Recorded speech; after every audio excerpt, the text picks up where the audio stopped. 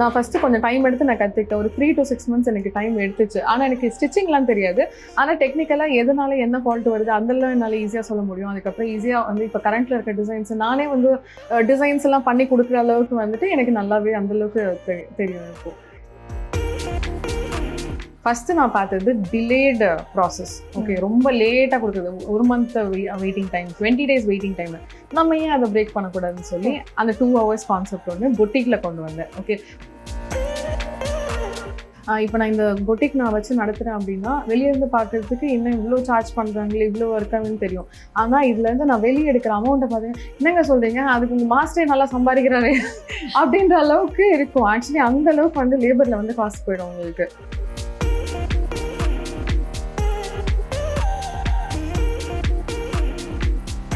Initial investment வந்துட்டு ஒரு 5.5 lakh இருந்தது.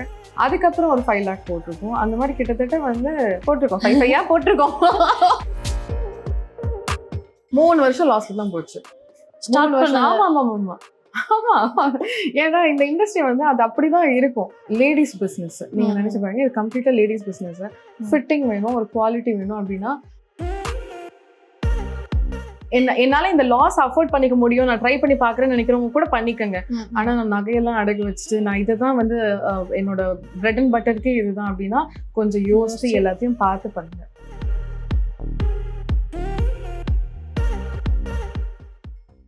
இப்போது புதிய அறிமுகம் ஆச்சி ஹோட்டல் சாம்பார் 50 கிராம் ரூபாய் 20 மட்டுமே. மிஸ் வால்த்துமேன நேயர்களுக்கு வணக்கம். ஸோ இன்னைக்கு நம்ம கூட இன்டர்வியூல யார் இருக்காங்கன்னு பாத்தீங்கன்னா சோனியா அவங்க தான் இருக்காங்க. ஸோ வணக்கம் மேம். வணக்கம். How are you? Fine ma'am, நீங்க எப்படி இருக்கீங்க? நல்லா இருக்கேன். பிசினஸ் எப்படி போகுது? சூப்பரா போயிட்டு கடல் புண்ணியத்துல. எப்போ வந்து இந்த பிசினஸ் ஸ்டார்ட் பண்ணலாம்னு உங்களுக்கு தோணுச்சு? நீங்க ஆல்ரெடி வந்து ஃபேஷன் இண்டஸ்ட்ரியில இருந்திருக்கீங்களா இல்லாட்டி இப்போதான் புதுசா வரீங்களா? எனக்கு வந்து இந்த இண்டஸ்ட்ரி புதுசு தான்டா. எனக்கு பிசினஸ் தான் நல்லா பண்ணதுக்கு தெரியும். இது வந்து என் ஃப்ரெண்டோட ஐடியா தான். இந்த மாதிரி பொட்டிக் ஸ்டார்ட் பண்ணலாம் அப்படின்னு சொன்னாங்க. அதுக்கப்புறம் பார்த்தா அவங்க வரல, நான் மட்டும் ஸ்டார்ட் பண்ணி அப்படியே போற மாதிரி ஆயிடுச்சு. பட் வந்து எனக்கு ஓரளவுக்கு இப்போ நம்ம லேடிஸ் நமக்கு ஜென்ரலாவே அந்த ஒரு சென்ஸ் இருக்கும், ஃபேஷன் சென்ஸ் அதெல்லாம் ஓரளவுக்கு இருக்கும். பிளஸ் அதுக்கப்புறம் பிசினஸ் எல்லாம் ஸ்டார்ட் பண்ணதுக்கு அப்புறம் இப்போ நல்லா ஓரளவுக்கு நல்லா தெரிஞ்சுக்கிட்டேன். இப்போ இன்னும் அவுட் நமக்கு எல்லாமே தெரியும். இல்ல மேம், இப்போ வந்து ஃபேஷன் இண்டஸ்ட்ரியில இருக்கிறவங்களுக்கு சில விஷயம்லாம் தெரியும். இப்போ ஸ்டிச்சிங்கா இருக்கட்டும், அதுக்கு பின்னாடி இருக்க எல்லா விஷயமும். உங்களுக்கு இதுக்குள்ள வரும்போது என்ன டஃபா இருந்தது? எனக்கு வந்து ஃபர்ஸ்ட் இதை புரிஞ்சுக்கிறதுக்கு கொஞ்சம் டஃபா இருந்துச்சு. அதுவும் வந்து it is not rocket science. நம்ம வந்துட்டு அந்த மாதிரி ஓப்பன் மைண்டடா நம்ம கத்துக்கணும்னு நினைச்சா இது எல்லாமே நம்ம கத்துக்கலாம் தான். நான் ஃபர்ஸ்ட் கொஞ்சம் டைம் எடுத்து நான் கத்துக்கிட்டேன். ஒரு 3 to 6 மந்த்ஸ் எனக்கு டைம் எடுத்துச்சு. ஆனா எனக்கு ஸ்டிச்சிங்லாம் தெரியாது. ஆனா டெக்னிக்கலா எதனால என்ன ஃபால்ட் வருது அதெல்லாம் என்னால ஈஸியா சொல்ல முடியும். அதுக்கப்புறம் ஈஸியா வந்து இப்போ கரண்ட்ல இருக்க டிசைன்ஸ் நானே வந்து டிசைன்ஸ் எல்லாம் பண்ணி கொடுக்குற அளவுக்கு வந்துட்டு எனக்கு நல்லாவே அந்த அளவுக்கு தெரியும். இப்போ ஃபுட் பிசினஸ் இருக்கு, நிறைய பிசினஸ் யோசிச்சிருப்பீங்க. இதையே சூஸ் பண்ண உங்களுக்கு தோணுச்சு? நான் சூஸ் பண்ணல பேபி. என் ஃப்ரெண்ட் ஒருத்தங்க வந்துட்டு நம்ம 2 பேரும் சேர்ந்து பொட்டிக் ஆரம்பிக்கலாம். ஏன்னா லேடிஸ் ஜென்ரலா போயிட்டு என்ன பண்ணுவாங்க, நம்ம வாங்க காசு இருந்தா போய் ஒரு பொட்டிக் ஆரம்பிக்கலாம் அப்படின்னு பண்ணுவாங்க. அப்படி நாங்க ஸ்டார்ட் பண்ணதுதான். அதுக்கப்புறம் வந்து இந்த இண்டஸ்ட்ரி வந்து ரொம்ப அன்ஆர்கனைஸ்டா இருக்கிறத நான் பார்த்தேன். அதுக்கப்புறம் இதுல நிறைய ஆப்பர்ச்சுனிட்டி இருக்குன்றத பார்த்தேன். அதுக்கப்புறம் வந்து இதுல குவாலிட்டி எப்படி மெயின்டைன் பண்றது, த்ரூ அவுட்டா ஒரு பிராண்டா எப்படி கிரியேட் பண்றது. இப்போ ஒன் ஸ்டிச் தான் நான் பிராண்டா கிரியேட் பண்ணணும்னு அவசியம் இல்லை. நான் வேற எதனா பிசினஸ் பண்ணிருந்தாலும் அது ஒரு பிராண்ட் ஆகியிருப்பேன். நான் வேற எதனா ஒன்று பண்ணிட்டு தான் இருந்திருப்பேன். சோ இதுல வந்து இதுல எனக்கு வேகன்சி எனக்கு அவ்வளோ பிசினஸ் எனக்கு தெரிஞ்சதுனால பிசினஸா பண்றதுக்கு இதுல நிறைய ஆப்பர்ச்சுனிட்டி இருக்க மாதிரி எனக்கு தோணுச்சு. அதனால சரி ஓகே இது ஜாலியா இருக்கே பண்ணலாமே அப்படின்னு இறங்கிட்டேன். ஓகே மேம், இப்போ கஸ்டமர் சைட்ல இருந்து ஒரு விஷயம் என்னன்னா, இப்போ என்கிட்ட வந்து ஒரு 5,000 இருக்கு அப்படிங்கும் போது நான் இப்போ சவுகார்பேட்டுக்கு போனா இப்போ 5,000க்கு நான் அவ்வளவு வந்து பர்ச்சேஸ் பண்ணிடலாம். இதே வந்து பொட்டிக்கு வரும்போது இப்போ 5,000க்கு எனக்கு ஒரு பிளவுஸ் ஆரி ஒர்க் பிளவுஸ் நல்லா கிராண்டா ஸ்டிச் பண்ணணும்னா இப்போ பொட்டிக்ல பாத்தீங்கன்னா ஒரு 5,000 ஆயிடுது. அதே சவுகார்பேட்ல பாத்தீங்கன்னா ரெடிமேட் பிளவுஸ்லாம் பாத்தீங்கன்னா ஒரு 1,000க்குள்ளேயே வந்து கிடைச்சிருது. இப்போ அதுக்கும் இதுக்கும் என்ன டிஃபரெண்ட், இதுல நம்ம என்ன பண்ணியிருக்கோம் அப்படிங்கிறது தான். இது என்னன்னா இந்த செக்டர் யார் இப்படி பண்ணி வச்சிருக்காங்கன்னே தெரியல. ஆனா வந்து நம்ம Hindi tailors, north Indian tailors எல்லாம் இருக்காங்க இல்லையா, அவங்க கிட்ட கொஞ்சம் ஃபினிஷிங் வருது, அதுக்காக நம்ம காம்ப்ரமைஸ் பண்ணிட்டு எல்லாமே அவங்கள தான் வைக்க வேண்டியதாகவும் இருக்கு. பிகாஸ் ஒர்க் நிஜமாவே அவங்களோட இது நமக்கு குறைய சொல்ற மாதிரி இருக்கு, அவ்வளவு பெர்ஃபெக்ஷன் இருக்கும். ஆனா அவங்களோட ரேட்டை வந்து இண்டஸ்ட்ரியில யாரோ ரொம்ப ஹைப் ஏற்றி வச்சிருக்காங்க. ஓகே, வந்து ஒரு பிஸ்னஸ் பண்றதுக்கான ரேட்லயே அது இல்லை, அது ப்ராப்பரா அந்த ஒரு பேலன்ஸ்டாவே இல்லை. இப்போ நான் இந்த பொட்டிக் நான் வச்சு நடத்துறேன் அப்படின்னா வெளியே இருந்து பார்க்கறதுக்கு இன்னும் இவ்வளோ சார்ஜ் பண்றாங்களே, இவ்வளோ இருக்காங்கன்னு தெரியும். ஆனா இதுல இருந்து நான் வெளியே எடுக்கிற அமௌண்ட்டை பார்த்தீங்கன்னா, என்னங்க சொல்றீங்க, அதுக்கு உங்க மாஸ்டரே நல்லா சம்பாதிக்கிறாரு அப்படின்ற அளவுக்கு இருக்கும். ஆக்சுவலி அந்த அளவுக்கு வந்து லேபர்ல வந்து காசு போயிடும் உங்களுக்கு. இப்போ லேபர் காஸ்ட்னா என்ன மேம்? இப்போ அந்த டைலருக்கு மட்டும் அவ்வளோ பே பண்ற மாதிரி இருக்குங்கிறீங்களா? எக்கச்சக்கமா அவங்க எத்தனை பீஸ் பண்ணுவாங்கன்னு பாத்தீங்கன்னா ஒரு நாளைக்கு ஒரு 3ல இருந்து 4 5 பீஸ் இவ்வளவுதான் பண்ணுவாங்க. பேட்டர்ன் பிளவுஸ் எல்லாம் பாத்தீங்கன்னா 2 3 பிளவுஸ் பண்ணி வாங்குறதுக்குள்ள போதும் ஆயிடும். சில பேட்டர்ன்ஸ்ல ஒரு நாளைக்கு ஒண்ணுதான் பண்ணுவாங்க. ஆனா சவுகார்பேட்ல இருக்கவங்களோ இல்லைன்னா வந்துட்டு நார்மலா ரெகுலரா ஸ்டிச் பண்ணி கம்மி ரேஞ்சுக்கு அவங்க கொஞ்சம் வால்யூம் நிறைய பண்ணுவாங்க. ஓகே, அவங்க இந்த ஃபினிஷிங் இந்த அளவுக்குலாம் பண்ண மாட்டாங்க. ஒவ்வொன்று இதோட குவாலிட்டி ஒன்று, ஒரு ப்ராசஸ் ஒன்று இருக்கு இல்லையா, அதை ஃபாலோ பண்ணலன்னா அதை வந்து ஒரு நாளைக்கு 15 பிளவுஸ் கூட ஒரு ஆளை வச்சு அடிக்க வைக்கலாம். ஓகே, ஆனா அதை ஃபாலோ பண்ணா ஒரு நாளைக்கு 4 பிளவுஸ் தான் அவுட்புட் எடுக்க முடியுது. நீங்க வேணா, ஏன்னா ஆக்சுவலி நம்ம கடையில வந்து டெய்லர்ல என்னென்ன ஒர்க் பண்ணியிருக்காங்கன்னு சொல்லி ஒரு புக்கு நாங்க போடுவோம். ஸோ ஒவ்வொரு நாளும் என்னென்ன ஸ்டிச் பண்ணிருக்காங்க அந்த புக்கை நீங்க வாங்கி பாருங்க. அக்கா எப்படிக்கா அப்படின்னு நீங்களே என்ன நினைச்சு ஒரு 4 நாள் ஃபீல் பண்ணிட்டு போயிடுவீங்க. அவ்வளோ டஃபா இருக்கு. அந்த அளவுக்கு வந்து ஒர்க்மேன்ஷிப் வந்து ஹெவியா இருக்கு. இவங்களோட வந்து லேபர் காஸ்ட்டும் வந்து ரொம்ப ஜாஸ்தியா இருக்கு. அதுக்கப்புறம் வந்து அதனால என்ன ஆகுதுன்னா லேபர் காஸ்ட் ஜாஸ்தி ஆகுது. பிளஸ் வந்து எனக்கு ரெண்ட் எல்லாம் வருது இல்லையா. அப்ப நான் வந்து கஸ்டமர் போடுற பில்லிங் என்ன இருக்கும், ஹெவியா தான் இருக்கும். ஒரு ரெகுலர் பிளவுஸ 1500 ரூபாய்க்கு போடுறது எனக்கே கொஞ்சம் ஜாஸ்தியா தான் இருக்கு. மம்மி, நான் ஒரு பிசினஸ் ஓனர், நான் ஒரு பொட்டிக் வச்சிருக்கேன். நான் ஒரு இடத்துல போய் 1500 ரூபாய்க்கு ஒரு பிளவுஸ் தைக்கணும் அப்படின்னா, normal blouse without any design regular blouse தைக்கணும் அப்படின்னா 1500 ரூபாய்க்கு தைக்கணும் நான் யோசிப்பேன். ஓகேவா. ஆனா அந்த இண்டஸ்ட்ரியில இருக்க இந்த பிசினஸ் பண்ற நான் சொல்றேன், அதுவே எங்களுக்கு கட்டுப்படி ஆக மாட்டேங்குது. கட்டுப்படி ஆகல. அதுக்கப்புறம் நம்ம லேடி ஸ்டாஃப் வைக்கிறோம், அவங்க ஹெம்மிங் அண்ட் ஹூக்கு வைக்கணும். சுத்தமா எங்க அக்கௌண்ட்ஸ் புக் எல்லாம் எடுத்து பாத்தீங்கன்னா, நீங்க பொட்டிக் வந்து வெளியே பாக்குறதுக்கு தான் உங்களுக்கு ஃபேன்சியா இருக்கும். ஆனா வந்து உள்ள வந்து பாத்தீங்கன்னா அது நிறைய டஃப் டைம்ஸ் எல்லாம் நிறைய இருக்கும். இப்ப நம்ம க்ரோ ஆயிட்டோன்றதுனால நமக்கு ரெகுலராவே பிசினஸ் போகுது இல்லடா. ஆனா சில பேருக்குலாம் வந்து சீசன் வைஸ் தான் போகும். இப்போ பிரைடல் ஒர்க் இருந்தா தான் வந்துட்டு அவங்க நல்லா போகும். அதுக்கப்புறம் ஒரு 2-3 மாசம் டல்லா போகும், லாஸ்ல போகும். அதுக்காக வந்து அவங்களுக்கு பேமெண்ட்லாம் பண்ணாமையும் இருக்க முடியாது. ஸோ இந்த மாதிரிலாம் இருக்கும். நமக்கு வந்து நல்லா எல்லா மந்த்துமே ஒரே மாதிரி தான் அந்த மாதிரி போயிட்டு இருக்கு. நிறைய பேர் டஃபா தான் அனுபவிச்சுட்டு இருக்காங்க. இப்போ வந்து உங்களுக்கு பிராண்டிங்கா க்ளோஸ் பண்ணணும், ரொம்ப லாஸ்ல போன டைம் அந்த மாதிரி ஏதாவது இருக்கா? 3 வருஷம் லாஸ்ல தான் போச்சு. ஸ்டார்ட் பண்ண. ஆமா, ஏன்னா இந்த இண்டஸ்ட்ரி வந்து அது அப்படிதான் இருக்கும். லேடிஸ் பிசினஸ் நீங்க நினைச்சு பாருங்க, இது கம்ப்ளீட்டா லேடிஸ் பிசினஸ். ஃபிட்டிங் வேணும், ஒரு குவாலிட்டி வேணும் அப்படின்னா வந்து இப்ப சில பேர்லாம் இப்ப நான் காலேஜ் படிக்கும்போது ஸ்கூல் படிக்கும்போது என்ன பண்ணிருப்போம், ஏதாவது ஒரு டெய்லர் வந்து நான் ஒரு முட்டு சந்தில கூட வந்துட்டு நல்லபடியா தைச்சிருப்பாங்க. அவங்க கிட்ட போய் நம்ம தேடி போய் தைப்போம். அது எப்படி வரும்னா ஒரு நம்பிக்கையில வரும். நம்ம ஃப்ரெண்டு சொல்லியிருப்பாங்க, அவங்க சொல்லியிருப்பாங்க. அந்த மாதிரி ஃபர்ஸ்ட் என்னன்னா ட்ரஸ்ட் பில்ட் பண்ணணும். ஓகே, சோ அந்த ட்ரஸ்ட் பில்ட் பண்றதுக்கு அதுக்கு ஒரு டைம் எடுக்கும். ஓகே, அதுக்கப்புறம் வந்து நம்ம பேர் வந்து வெளியே தெரியணும். ட்ரஸ்ட்னு பண்ணும்போது குவாலிட்டியில ஃபினிஷிங் கொடுக்கறதும் ஒரு ட்ரஸ்ட், அதே மாதிரி தப்பானா அக்செப்ட் பண்ணி ரீஃபண்ட் வந்துரும் அப்படின்றதும் ஒரு ட்ரஸ்ட். அது எல்லாமே நம்ம பண்ணணும். ஒன் ஸ்டிச்ன்ற பேர் எல்லாருக்கிட்டையும் வந்து கொஞ்சம் ரெஜிஸ்டர் ஆகணும். அதே மாதிரி வேர்ட் ஆஃப் மவுத் பண்றதுதான் இருக்கிறதுல பெஸ்ட் மார்க்கெட்டிங். அதுக்கெல்லாம் கொஞ்சம் டைம் எடுக்கும். ரெஸ்டாரண்ட் பிசினஸ்ல இருக்காங்க இல்லையா, இப்போ 4 ரீல்ஸ் வந்து ரெஸ்டாரண்ட்ல போடுவாங்க. இப்போ நம்ம ரீல்ஸ் பாக்குறோம், சாப்பிடணும்னு தோணுது, ஒன்னு ஆர்டர் பண்ணுவோம், இல்ல டைரக்டா அங்க போய் சாப்பிடுவோம் இல்ல. ஆனா என்னோட ரீல்ஸ் பாக்குறவங்க உடனே வந்துட மாட்டாங்க. ஏன்னா அவங்களுக்கு ரெக்குவயர்மெண்ட் உடனே எல்லாம் இருக்காது. அவங்களுக்கு ஒரு 3 months 5 months கழிச்சு ஸ்டிச்சிங் ஆர்டர் அவங்களுக்கு எப்போ இருக்கோ அப்பதானே வருவாங்க. என்னதான் நம்ம விழுந்து மார்க்கெட்டிங் பண்ணாலும். சோ இதெல்லாம் இருக்கு. நமக்கு உடனே எல்லாம் வந்து வரவும் மாட்டாங்க. அந்த கஸ்டமர் பேஸ் நமக்கு பில்ட் பண்றதுக்கே 2 to 3 years ஆகும். 3 years ஆச்சு. அது வரைக்கும் எப்படி மேம்? ஏன்னா இப்போ நீங்க ஃபர்ஸ்ட் எடுக்கும் போதே எவ்வளவு இன்வெஸ்ட் பண்ணீங்க மேம்? ஃபர்ஸ்ட் ஸ்டார்ட் பண்ணும்போது இன்வெஸ்ட்மெண்ட் வந்துட்டு ஒரு 5.5 lakh இருந்தது. அதுக்கப்புறம் ஒரு 5 lakh போட்டிருக்கோம். அந்த மாதிரி கிட்டத்தட்ட வந்து போட்டிருக்கோம். 5 போட்டிருக்கோம். எப்படி மேம் ஸ்டோர்ல ஸ்டார்ட் பண்ணீங்களா இல்லாட்டி வீட்ல?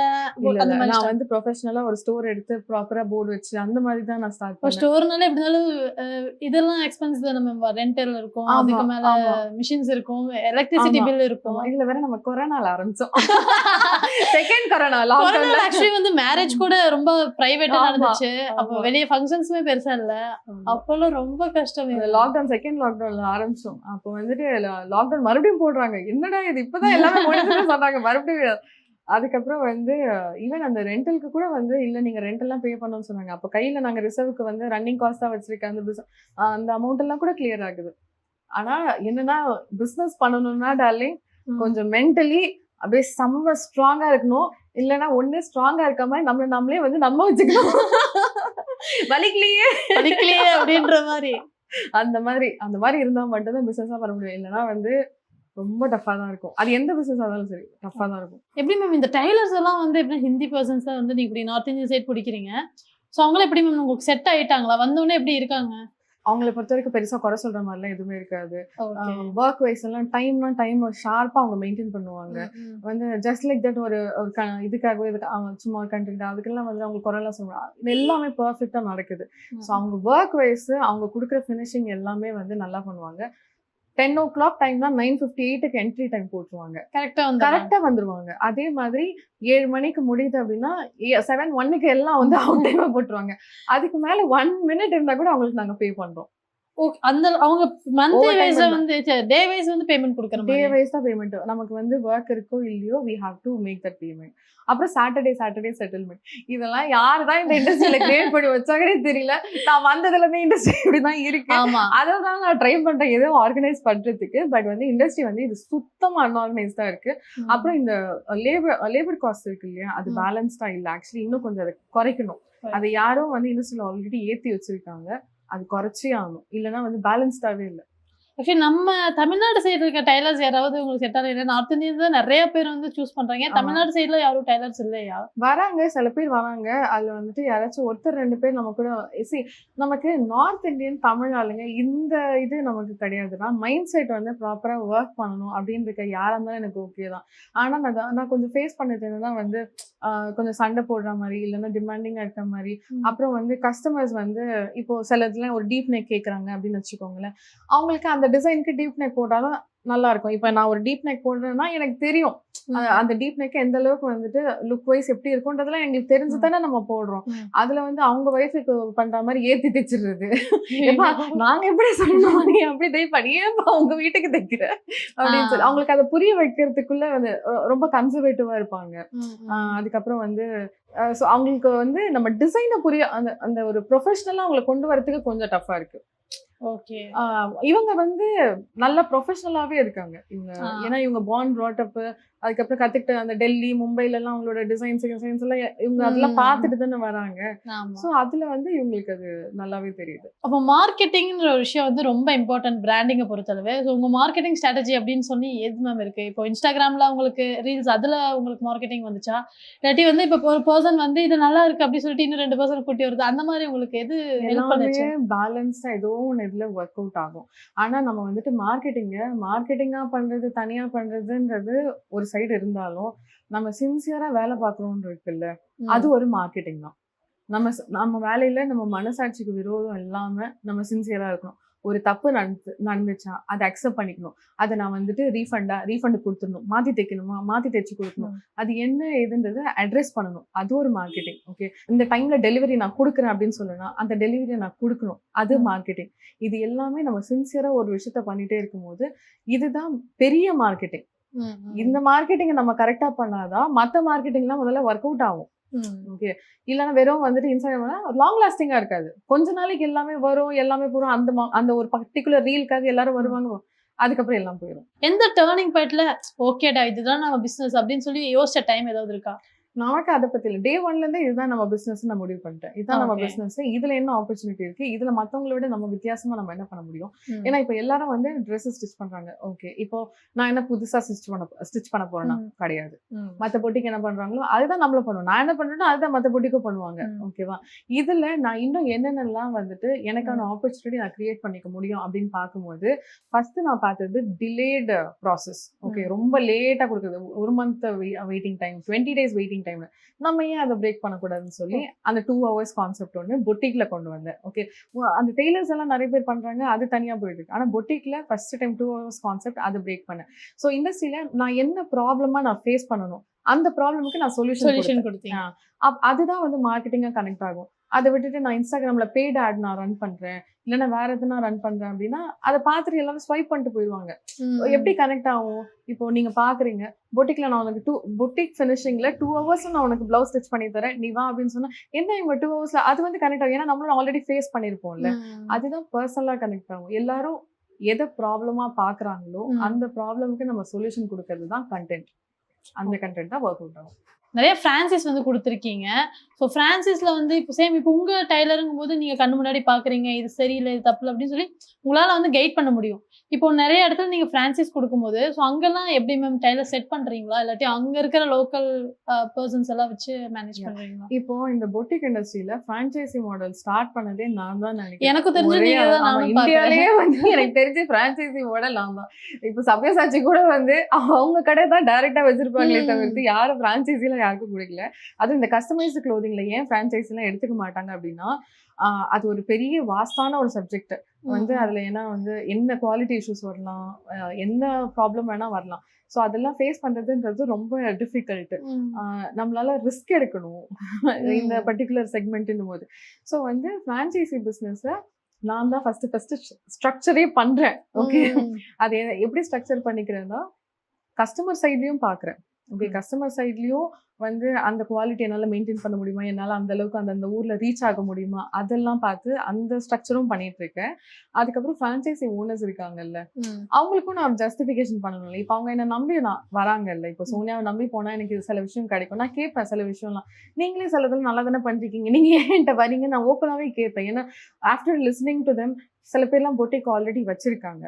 ஸோ அவங்க நம்ம கிட்ட வந்துட்டு வந்து ஜாயின் பண்ணி ஆல்ரெடி ஜாயினும் பண்ணிக்கிட்டாங்க. ஓகே, சில பேர் வந்து ஃபேஷன் டிசைனரா இருக்காங்க, அவங்க வந்துட்டு நம்ம கிட்ட ஜாயின் பண்ணி, நீங்க எல்லாம் ஃபர்ஸ்ட் என்ன ரீசனுக்காக நான் வந்து அப்படி என்ன பண்ணிடுவேன்ட்டு என்கிட்ட வந்து ஜாயின் பண்ணுங்க. இப்படிதான் இருக்கும் என்னோட வந்து ஃப்ரான்ச்சைசி இது. அதே மாதிரி ஃபைனல் கால் வந்து நான் தான் பேசுவேன் வந்து, இதுல பிஸ்னஸ் ரிலேட்டடாவோ நீங்க இந்த அமௌண்ட்டை கொடுங்க அது இதுன்னு அப்படிலாம் எங்க டாக்கே இருக்காது. ரொம்ப பர்சனலைஸா இருக்கும். ஏன்னா இந்த இண்டஸ்ட்ரி பொறுத்த வரைக்கும் முக்கால்வாசி லேடிஸ் இண்டஸ்ட்ரியா, ஓகேவா, விமன் தான் இதுல இருக்காங்களா. அவங்க பாவம் ஆல்ரெடி வந்து வீட்ல இருந்து எல்லாரையும் கன்வின்ஸ் பண்ணி, வீட்டை எல்லாரையும் ஃபேஸ் பண்ணி நான் ஒரு பிசினஸ் பண்ண போறேன்னு கன்வின்ஸ் பண்ணுவான்.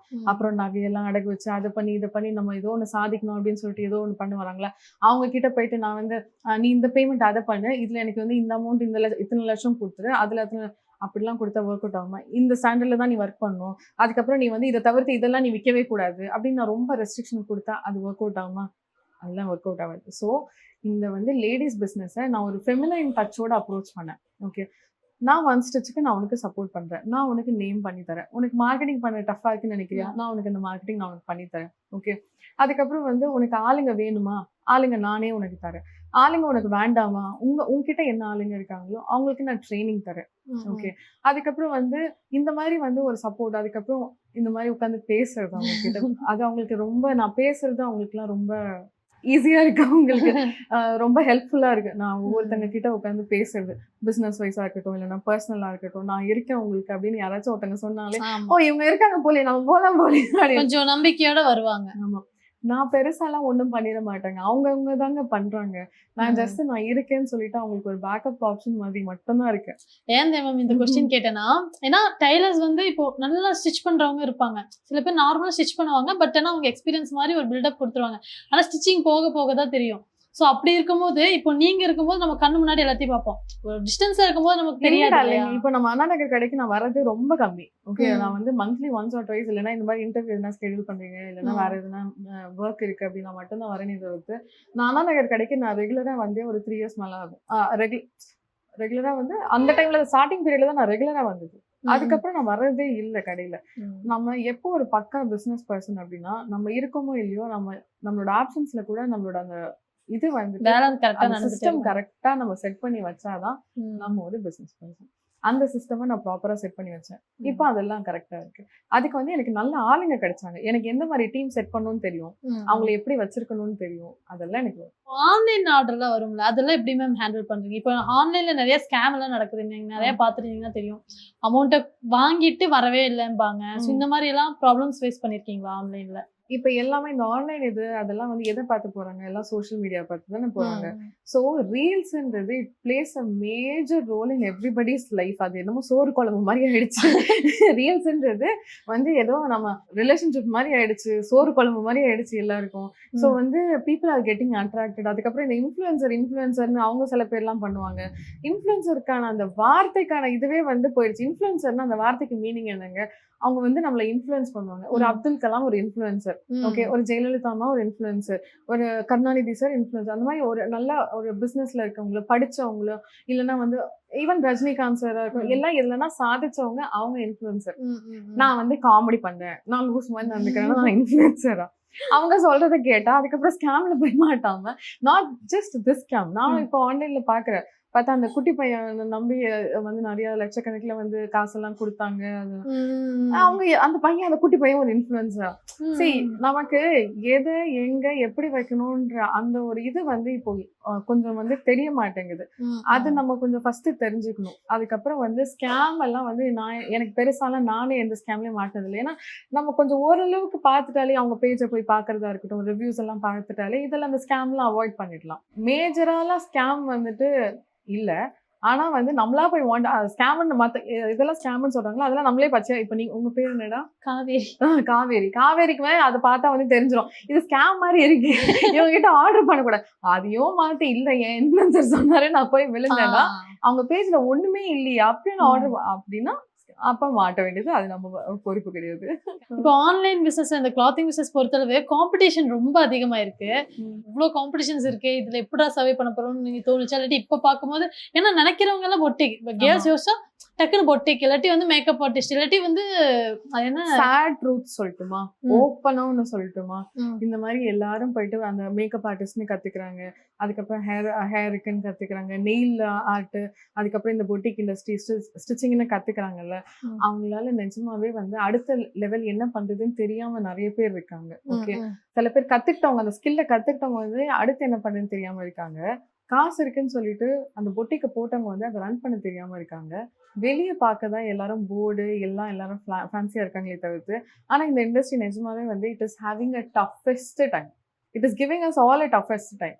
எல்லாம் நீங்க யாரை வேணா விசாரிச்சு பாருங்க, யாரும் வந்துட்டு இதுல பெருசா வந்து பேஷனுக்காக பண்றேன்னுவாங்க, இல்லைன்னா வந்து இல்ல நான் ட்ரை பண்ணிட்டே இருக்கேன்னுவாங்களே தவிர்த்து, பட் இதை இன்னும் ப்ராப்பரா யாருமே ஸ்ட்ரக்சரே பண்ணாம இருக்கிறதுனால எவ்ரிபடி இஸ் ஃபேசிங். அதுக்கப்புறம் அந்த காம்படிஷன் சொன்னீங்க இல்லையா, நிறைய பேர் கஷ்டப்பட்டு தான் இருக்காங்க பாவம். ஆனா இந்த கொஸ்டின் நான் கேட்க கூடாது. எவ்வளவு ப்ராஃபிட் உங்களால பார்க்க முடியுது இந்த பிசினஸ்ல? சரி, நான் உங்களுக்கு ஓரளவுக்கு நான் ஒரு ஐடியா உங்களுக்கு தரேன், சரியா? இப்போ என்னோட மாஸ்டர் இருக்காங்க இல்லையா, மாஸ்டரோட சேலரி வந்து 2500 பர் டே. அப்ப மந்த்லி வேலையை விட்டு அங்க போய் ஜாயின் பண்ண தோணுதா? 2500னா 10 டேஸ்க்கு 25000 வந்துருது. வந்துச்சா? 75000 ஆச்சா? ஓகேவா? ஒரு டெய்லருக்கு, மாஸ்டருக்குமா, கட்டிங் மாஸ்டருக்கு ஒருத்தருக்கு. ஓகேவா? அவன் வந்து அதுக்கப்புறம் வந்து டெய்லர் வந்து டிசைனர் டெய்லர் அந்த மாதிரிலாம் இருந்தாங்கன்னா 1200ல இருந்து 1600 வரைக்கும் இருக்கும்.